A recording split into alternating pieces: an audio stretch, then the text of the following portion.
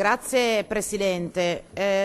Il progetto di legge sulla stabilità è lo strumento di cui il Consiglio regionale si dota per programmare la propria manovra fiscale. Rappresenta sostanzialmente il quadro di riferimento finanziario del bilancio di previsione. Non tornerò a fare l'elenco di tutte le necessità che siamo o saremmo chiamati ad affrontare con questo provvedimento. Cercherò però di fare un ragionamento che tiene insieme le emergenze, come quali sono il risultato, il prodotto di un sistema che non funziona e che chi ha responsabilità politiche dovrebbe avere il compito di cambiare o quantomeno di correggere. Lo dico perché in queste giornate di sessione di bilancio abbiamo parlato spesso della questione delle diseguaglianze che attraversano le nostre società e io credo che affrontare una lettura del contesto nel quale ci muoviamo attraverso la lente delle drammatiche diseguaglianze non abbia soltanto una funzione, una valenza esclusivamente economica o sociale appunto, ma ormai la dimensione di queste diseguaglianze è tale da rappresentare un problema anche di democrazia e una sfida rispetto all'effettiva capacità che le persone hanno di esercitare pienamente i loro diritti democratici e di cittadinanza. Io vorrei però, prima di fare questa discussione, fare una premessa perché, come sapete, Presidente, preferirei intervenire dopo perché mi sembra di parlare da sola adesso onestamente. Siccome quando parlano i Presidenti di Regione non si può parlare. Mi pare, collega, che non ci sia proprio grande ecco, per esempio, confusione. L'ho fatto perché mi aveva chiesto lei prima, sì, no, ma cambiamo idea sempre noi. Se non mi interessa io parlo anche da sola, ma almeno... Prego. No, grazie. Qui l'assessore, c'è il relatore, dicevo, c'è buona parte della Giunta, ci siamo tutti. Prego. Dicevo che vorrei affrontare dunque la questione che riguarda la manovra fiscale e il quadro di riferimento finanziario all'interno del quale noi stiamo pianificando le nostre politiche pubbliche regionali, facendo appunto una sorta di premessa, nel senso che in una fase così complicata come quella che abbiamo descritto in queste settimane, credo che sia fondamentale che la politica inizi non tanto a schierarsi o non si riduca soltanto a schierarsi tra maggioranza e minoranza, tra chi sta con il Presidente Zaia e chi non sta con il Presidente Zaia, perché molto spesso schierarsi tra tifoserie riduce fortemente la possibilità che abbiamo di animare un confronto utile, la possibilità che abbiamo di affrontare la complessità della realtà e dunque rischia di essere una contrapposizione sistematicamente inutile, dove due tifoserie si confrontano senza mai provare a mettere in campo qualche tentativo di persuasione reciproca. E una politica così, che dunque è sterile, è inutile, è anche una politica che di fatto rinuncia a cambiare le cose ed è proprio la politica a cui forse i cittadini non credono più, quella appunto delle tifoserie che non è capace di affrontare i problemi e di risolverli e che determina disinteresse, disillusione e sfiducia da parte dei cittadini. Questo lo dico perché credo che dovremmo forse sforzarci tutti di più di animare un confronto utile all'interno di questo Consiglio regionale, non per sminuire la forza dei leader che governano le istituzioni, ma per riportare quella forza all'interno della sua dimensione, che è quella comunicativa e pubblica, mentre alla politica e ai consiglieri regionali viene chiesta uno sforzo in più, oltre al fatto che i leader passano e la politica e le istituzioni dovrebbero restare. Ora, faccio questa premessa perché è noto a tutti che noi in questo Consiglio regionale da 3 anni e nei prossimi 2 verosimilmente non potremmo discutere realmente di addizionale IRPEF in termini concreti di valutazione politica, aprendo una discussione, e lo dico perché so che ci sono molti colleghi anche della maggioranza che hanno delle perplessità rispetto a questo tema, lo stesso assessore Calzavara non ne ha fatto mistero in più di un'occasione. Lo dico perché noi stiamo bloccando la discussione di questo Consiglio regionale reale, concreta, seria, attorno alla possibilità di introdurre l'addizionale IRPEF semplicemente perché il leader, il più forte, ha deciso che questa è una discussione che non si deve neppure fare. Dico la discussione, poi magari potremo comunque arrivare a quella medesima conclusione, ma questo Consiglio regionale deve essere messo nelle condizioni di valutarla almeno questa ipotesi. È chiaro che se il Presidente della Regione, ancora prima che iniziamo la discussione di bilancio, ci dite parlate di tutto, ma di addizionale ho già deciso io che non la mettiamo, che è ovviamente una posizione legittima del leader, io credo che pregiudichi il confronto che tra di noi dovremmo e potremmo fare. Se ci pensate, lo scorso anno, quando invece questo diktat iniziale non c'era stato, la dialettica al nostro interno sull'opportunità o meno di ricorrere anche a questo strumento era stata appunto più utile. Poi il risultato è stato lo stesso, ma almeno avevamo cominciato a interrogarci, il dibattito pubblico aveva iniziato a porsi la domanda dove arrivavano le necessità da soddisfare e dove cominciava l'opportunità che tutti si ponessero seriamente almeno la domanda. Ecco, io penso che noi dovremmo riprovare a tornare in quella dinamica di confronto tra noi, che non si fonda sui diktat del leader, ma che affronta con serietà e responsabilità le cose che noi qua dentro possiamo affrontare. E siccome abbiamo discusso molto fino ad ora rispetto all'impianto generale delle politiche che vogliamo dare a questa Regione, discuteremo molto nel prossimo provvedimento come decideremo di allocare le scarse risorse che abbiamo.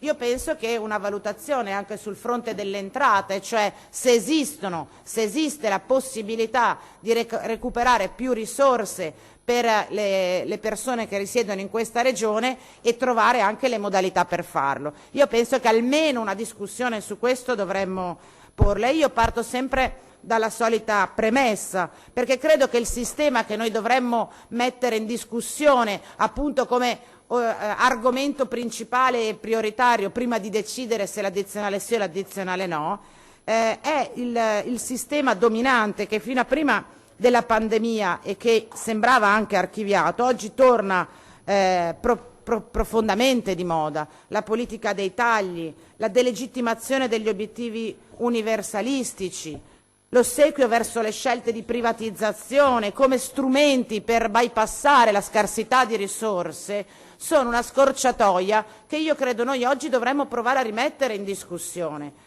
Lo dico all'assessore Calzavara perché so che capisce e in parte anche comprende le motivazioni che sto provando a portare.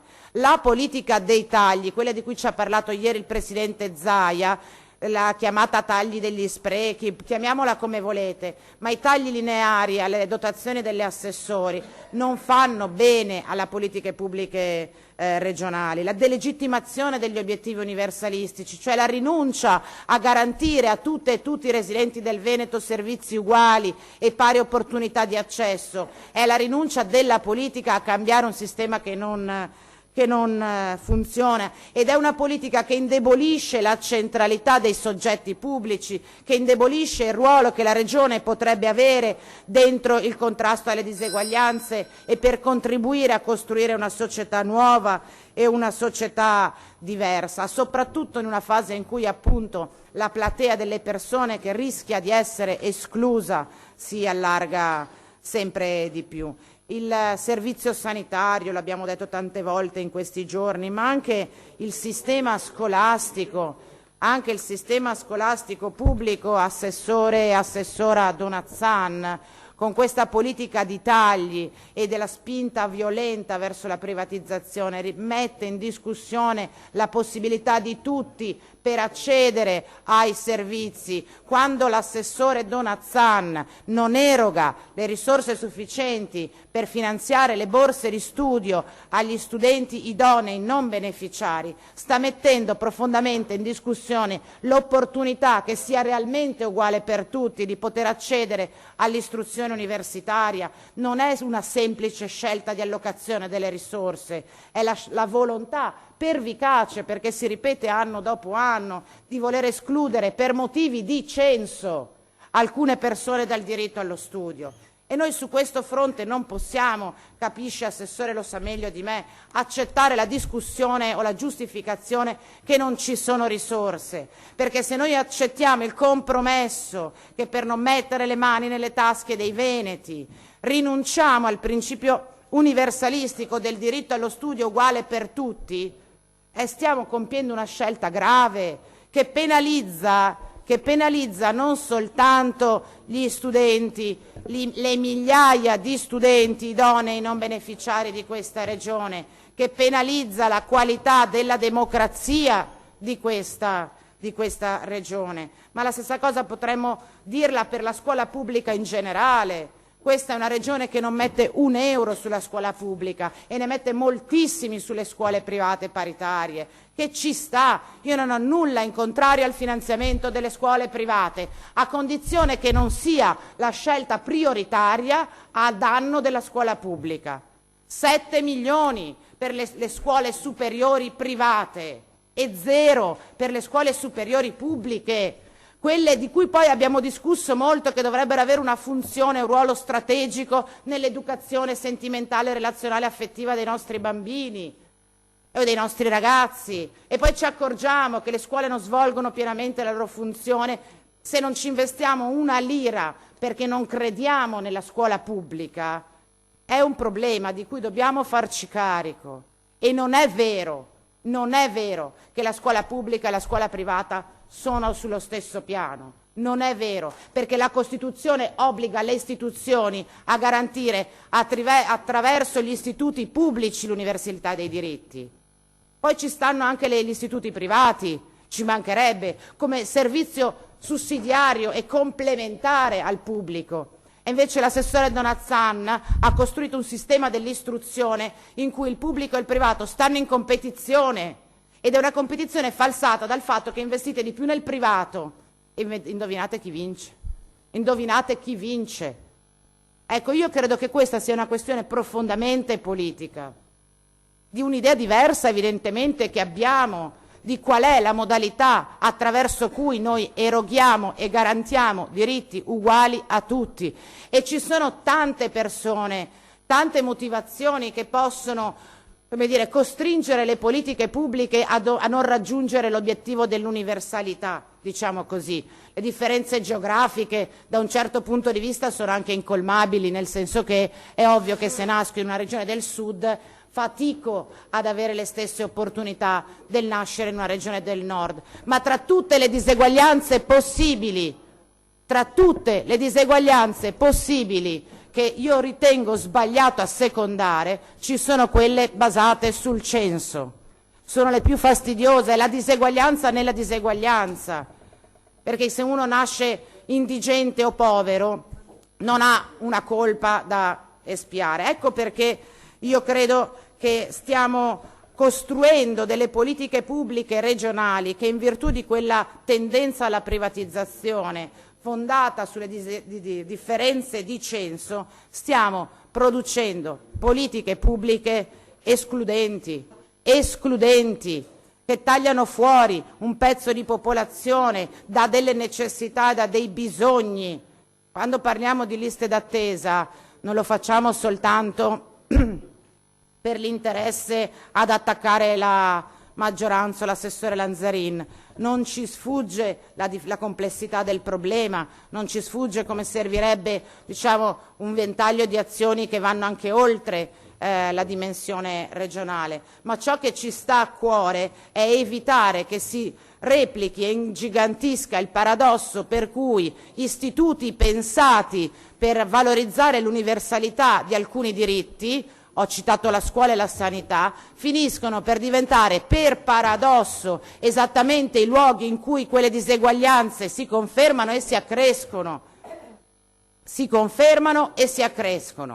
Perché se io non ho il servizio sanitario nazionale per nessuno, non ce l'ho per nessuno, ma se l'ho costruito in modo tale che ce l'ho solo per chi se lo può permettere economicamente, quello che doveva essere un presidio e garanzia di democrazia diventa appunto paradossalmente l'origine di nuove diseguaglianze. E noi dobbiamo fare i conti con queste valutazioni, soprattutto se affrontiamo la questione guardando semplicemente a come si siano allargate le maglie della protezione sociale che avevamo costruito in 50 anni dal dopoguerra in qua. Quante volte la nostra regione, soprattutto attraverso la rete di volontariato sociale, di privato sociale, di cooperazione, una regione a vocazione fortemente volontaristica. Quante volte nel Veneto, attraverso la buona volontà delle comunità, eravamo riusciti a sopperire a questi limiti delle istituzioni, che sono limiti politici ma anche limiti collegati alla scarsità di risorse. Il problema è che oggi dobbiamo fare i conti con il fatto che anche la rete di protezione e di welfare familiare o territoriale si sta allargando e attraverso quelle maglie passano sempre più diseguaglianze e ingiustizie. E anche la nostra famosa rete di protezione sociale territoriale non è più in grado di sopperire alle mancanze di cui stiamo parlando. Ecco perché io penso che se questo il quadro e se il sistema non tiene più a prescindere dalle nostre volontà e dal nostro impegno, servono politiche pubbliche che redistribuiscano tra le persone le risorse economiche, che redistribuiscano tra le persone le opportunità. E allora, Assessore, vede, ci sono due modalità per costruire politiche pubbliche redistributive. La prima modalità è quella di mettere in campo quelle che sono definite politiche di pre-redistribuzione, cioè che vanno ad agire prima che si formi il reddito delle persone o che si definisca la condizione reddituale delle persone, che anzi vanno a incidere esattamente sulle dotazioni delle persone. E queste sono le politiche che si rivolgono e riguardano in particolar modo la sanità, l'istruzione, la formazione e che hanno l'obiettivo appunto di intervenire prima che le diseguaglianze si costruiscono. Quando io insisto per un sistema di scuola pubblica realmente universale e che offra reali pari opportunità a tutti, lo faccio perché in quel modo e con quell'investimento noi riusciamo a prevenire la creazione delle diseguaglianze, se a scuola o all'università riusciamo a mandarci tutti. Se invece noi scegliamo che quel diritto che dovrebbe essere universale preferiamo distribuirlo su logiche cooperative, se parlavo di lei infatti vedo che se n'è accorta, e compiamo infatti dicevo, mi riferivo proprio al suo impianto quindi politico, mentale, non mi permette. Evitiamo, se vogliamo sospendere un attimo così. No, preferirei finire, Presidente. Finiamo.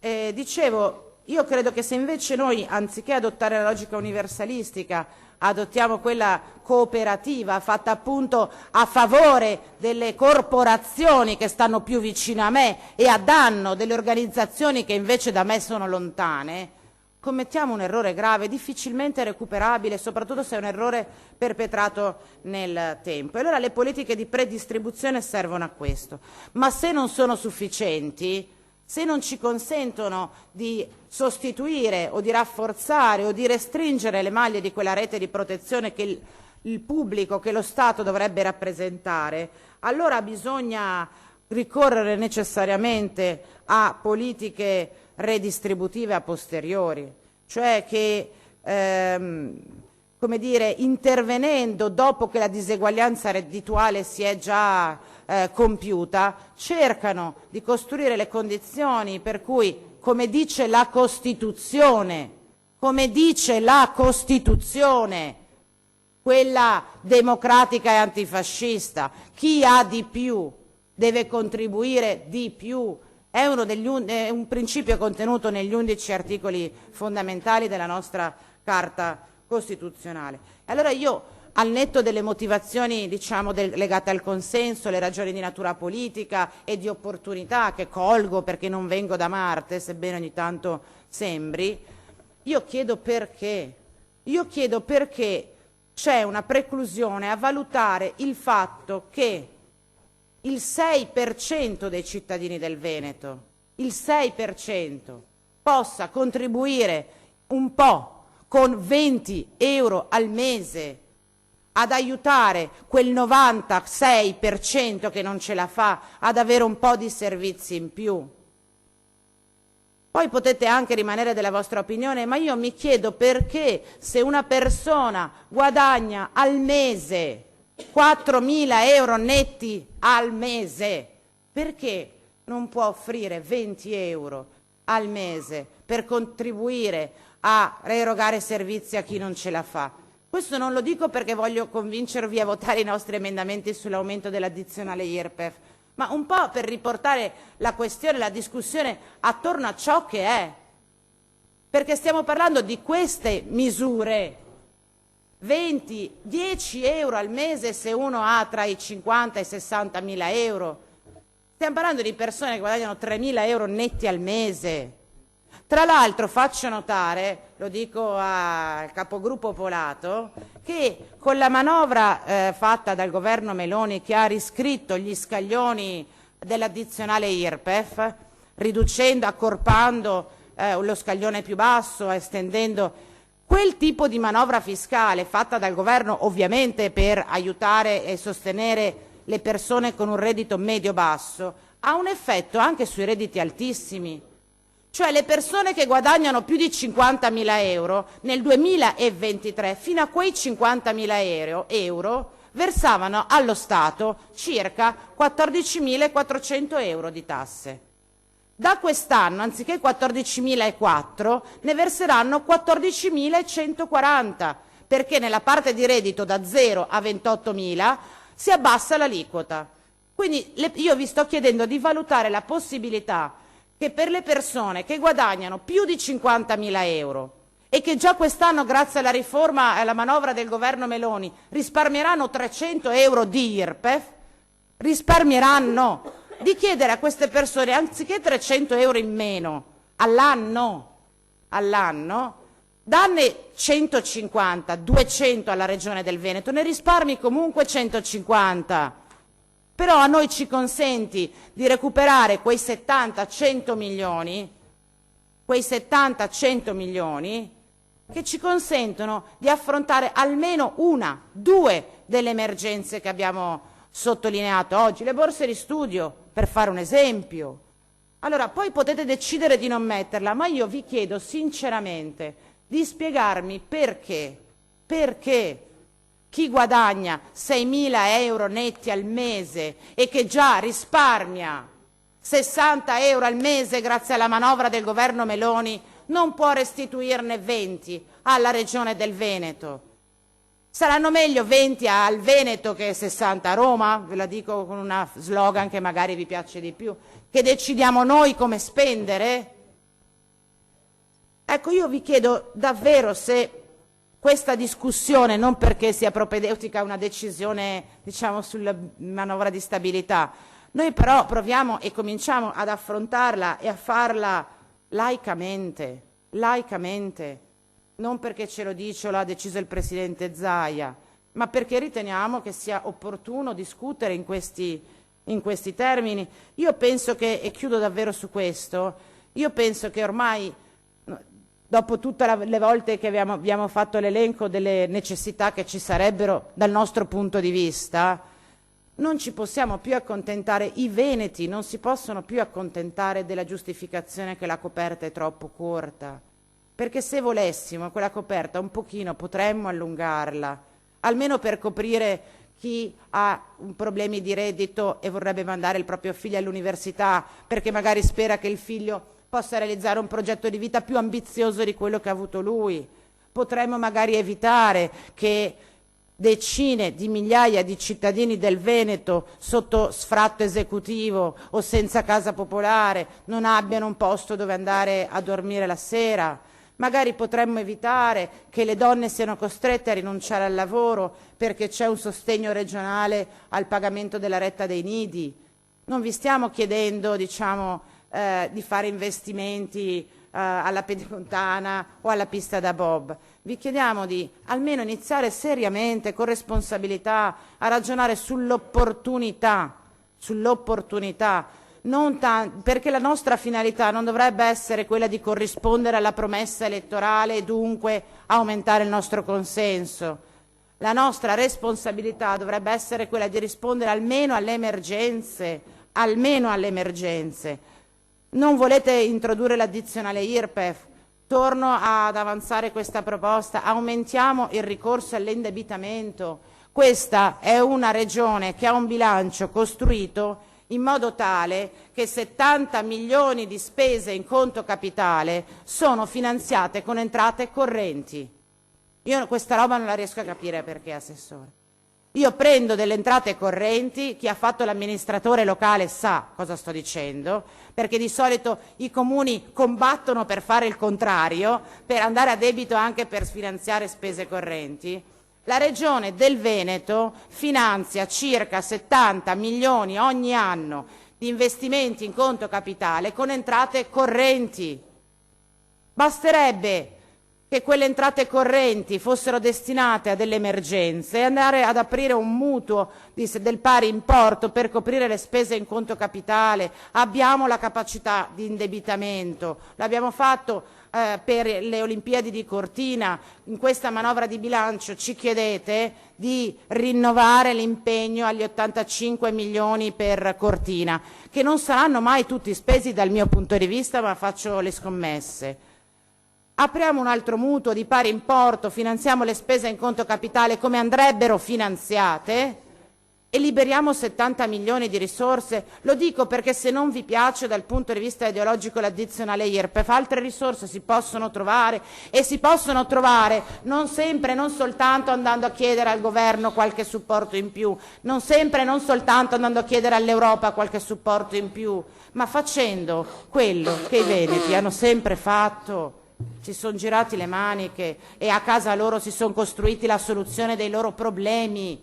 È questa la contraddizione in cui stiamo vivendo. Chiediamo l'autonomia perché diciamo di essere i più bravi, ma non ci assumiamo la responsabilità di scelte complicate, Assessore Calzavara.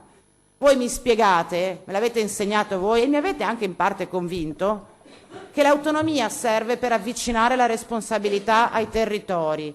Ma se è così, come si tiene la richiesta di autonomia perché tutti siano più responsabili nella gestione delle risorse con il fatto che di fronte a delle necessità, anziché assumersi la responsabilità di alcune scelte, aspettiamo che i soldi ce li dia un governo magari più amico di quello precedente o l'Unione Europea? Guardate che non regge sul piano politico, soprattutto nel momento in cui la soluzione sembra non arrivare. Quindi chiudo, io ho come l'impressione, è un'opinione, non arrabbiatevi, che la questione sull'addizionale IRPEF sia più una posizione ideologica, che però a mio giudizio davvero è particolarmente rischiosa, in particolar modo in un'economia che non cresce.